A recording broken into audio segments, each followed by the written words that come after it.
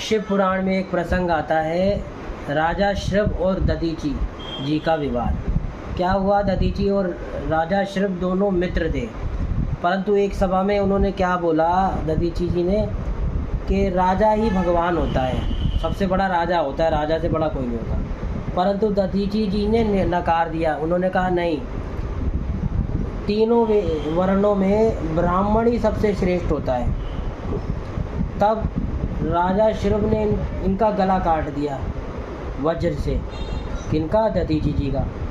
परंतु दधीची जी बड़े ज्ञानी थे, तो जो ज्ञानवान बंदा होता है वो किसका स्मरण कब करना है वो जानता है।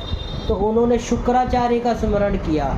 हालांकि शुक्राचार्य असुरों के देवता हैं, उनका स्मरण इसलिए किया क्योंकि वो संजीवनी जानते थे। उनको पता है मेरी तो गर्दन कट गई, अब मेरे को गर्दन कौन जोड़ेगा? शुक्राचार्य। तो शुक्राचार्य प्रकट हुए तो उन्होंने देखा, अरे दधीची जी का गर्दन काट दी किसी ने, इन्हें राजा ने। तो उन्होंने इन्हें संजीवनी विद्या से तो जीवित कर दिया। जो महामृत्युंजय संजीवनी वो शुक्राचार्य जी को मिली है, उस विद्या से उन्होंने उनको जीवित भी कर दिया और संजीवनी मंत्र का महत्व भी बता दिया और कहाँ से ये शिक्षा मिलेगी। उन्होंने सारा ज्ञान उनको दे दिया दधीची जी को कि तुम जाओ मृत्युंजय भगवान भोलेनाथ की तपस्या करो। तो उन्होंने तपस्या करी महादेव की और संजीवनी विद्या हासिल कर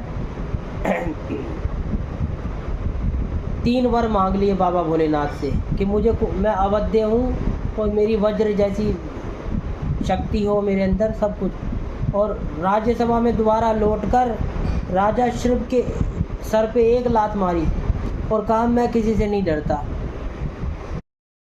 शिव पुराण में एक प्रसंग आता है, राजा श्रभ और दधीची जी का विवाद। क्या हुआ, दधीची और राजा श्रभ दोनों मित्र थे, परंतु एक सभा में उन्होंने क्या बोला दधीची जी ने कि राजा ही भगवान होता है, सबसे बड़ा राजा होता है, राजा से बड़ा कोई नहीं होता। परंतु दधीची जी ने नकार दिया। उन्होंने कहा नहीं, तीनों वर्णों में ब्राह्मण ही सबसे श्रेष्ठ होता है। तब राजा श्रभ ने इनका गला काट दिया वज्र से। किनका? दधीची जी का। परंतु दधीची जी बड़े ज्ञानी थे, तो जो ज्ञानवान बंदा होता है वो किसका स्मरण कब करना है वो जानता है। तो उन्होंने शुक्राचार्य का स्मरण किया। हालांकि शुक्राचार्य